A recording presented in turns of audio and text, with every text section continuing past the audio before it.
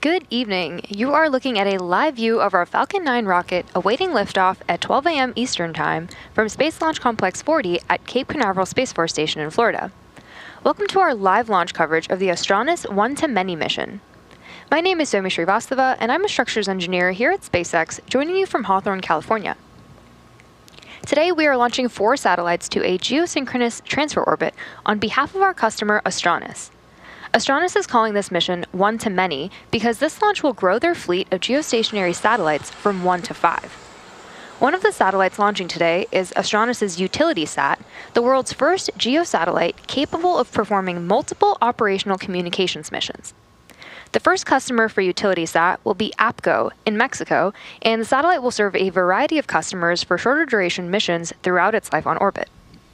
The other 3 satellites are split across 3 of Astranis' customers, with 2 satellites, NuView Alpha and NuView Bravo, supporting Anuvu, a connectivity provider for planes and ships. And the 4th satellite, Aguila, will be the first ever communications satellite dedicated to the people of the Philippines. Today's launch marks SpaceX's 129th mission of 2024, in what has proved to be quite a busy year. But it's not over yet. We still have several more launches planned before we ring in the new year. Be sure to follow @SpaceX on X for up-to-the-minute launch updates. At LC40, both the vehicle and range are green, and we're on track for an on-time launch. Weather is looking great, with only a 5% chance of weather violation. While the countdown continues, let's take a moment to meet the vehicle taking our payload to orbit today.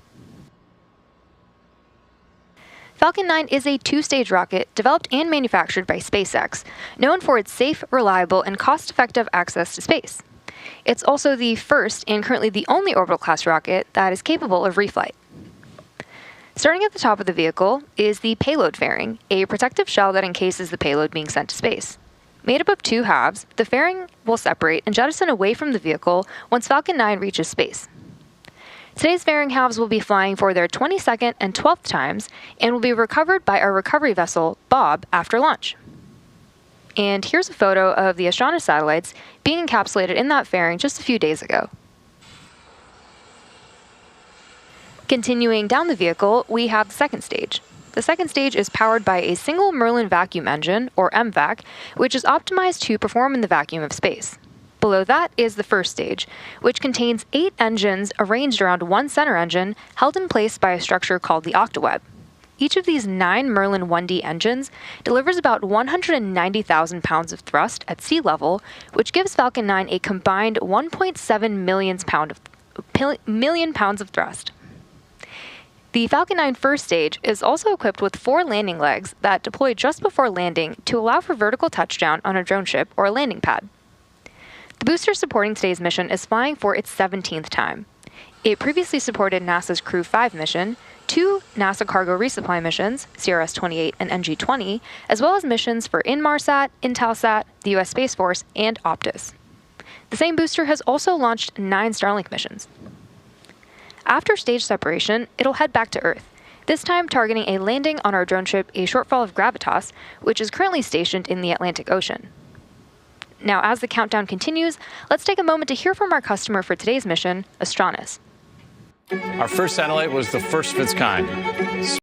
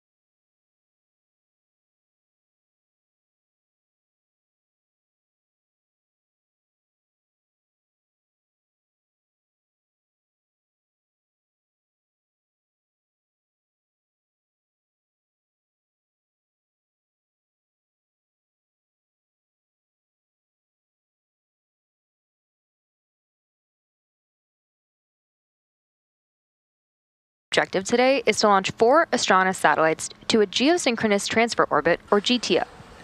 After liftoff, about a minute into flight, the rocket will hit max Q, or maximum dynamic pressure, where the vehicle is continuing to gain speed as it passes through the thick lower atmosphere. After about 2.5 minutes, Falcon 9 will arrive at its second major flight milestone, main engine cutoff, or MECO. And then immediately following MECO, the first and second stages separate. Following stage separation, the MVAC engine will light during second engine start, or SES-1, on stage 2 to continue carrying the satellites to their intended orbit. A little less than a minute later, the payload fairing will separate, exposing the Astranis satellites to space for the first time. Meanwhile, the first stage will perform an entry burn as it re-enters the atmosphere, slowing down to reduce heat and stress on the vehicle. About 1 minute after the first stage entry burn ends, the second stage will shut down its MVAC engine, known as Second Engine Cutoff 1, or SECO-1. After that, the second stage will coast for about 18 minutes before reigniting its MVAC engine to finalize the orbit for payload deployment. Falcon 9 tanks are pressing for strong back retract. Coming up shortly, the transporter erector, also known as the strong back, or TE, as you just heard over the nets, will retract away from Falcon. The TE is the large truss structure you see there standing right next to the rocket. First, we'll see the clamp arms opening around the second stage, and then the TE will slowly pull away from the rocket. And so all of that will be coming up in about 15 seconds from now. Strong back lower has started.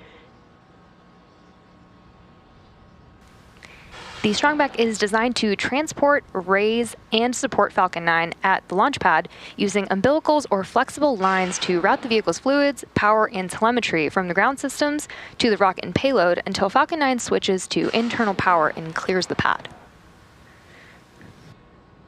You can see those clamp arms have begun to open.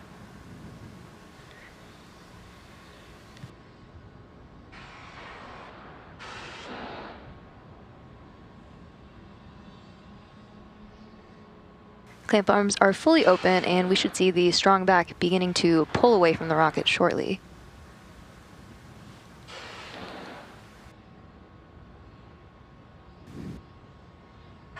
Now, at this point in the countdown, both the first and second stages are nearly fully loaded with 1 million pounds of rocket-grade kerosene fuel and liquid oxygen. Both the first stage and second stage should finish propellant loading about a minute apart from each other, with the first stage finishing up at around the T-3 minute mark, and the second stage finishing at around the T-2 minute mark.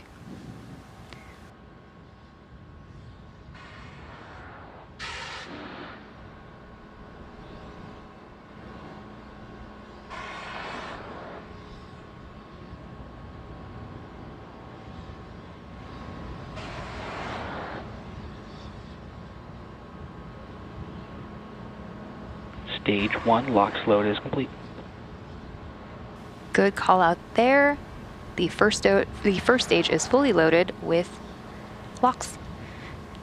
Now at T-minus 60 seconds, Falcon 9 will enter startup, and that means that the rocket's autonomous internal flight computers will have taken over the launch countdown. Then, just inside of T-minus 2 seconds, we light the 9 M1D first stage engines for liftoff. Weather is still looking green and with a really clear night, and the range is ready to support our T0 of 12 a.m. Eastern Time. So with that, we are proceeding into the last few minutes of terminal count, with LOX load on the second stage coming up in just a few seconds.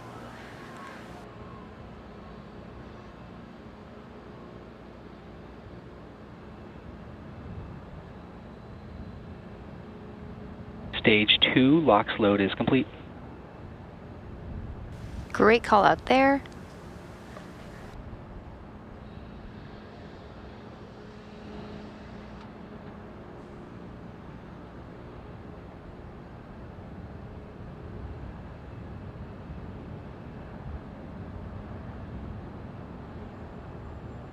Ground gas closeouts. That white cloud you see is us venting the TE LOX line, which is completely expected.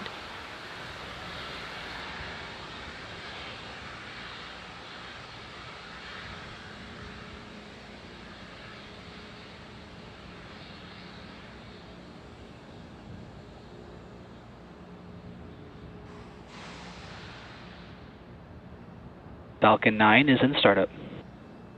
There you just heard that call for F9 startup, which means the rocket's autonomous internal flight computers have taken over the launch countdown. LD, go for launch. Great news, the launch director has given the final go for launch. So at T-minus 39 seconds, all systems are go for the launch of Falcon 9. T-minus 30 seconds.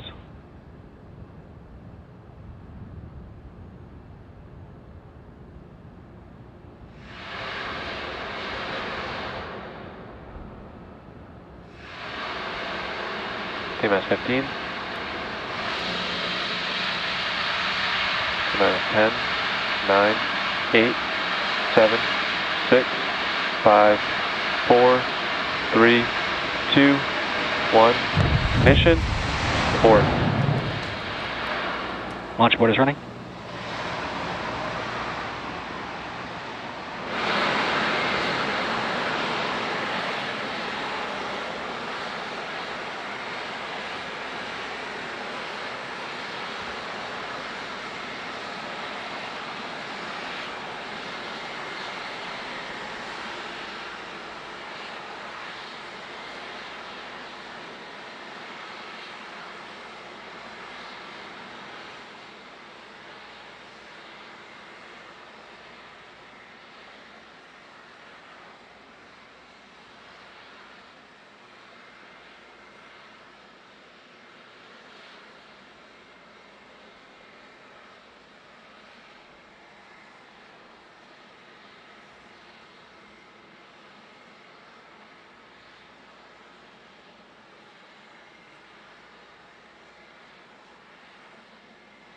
So we just heard a call out for an abort, and we are standing by to get more updates from the team.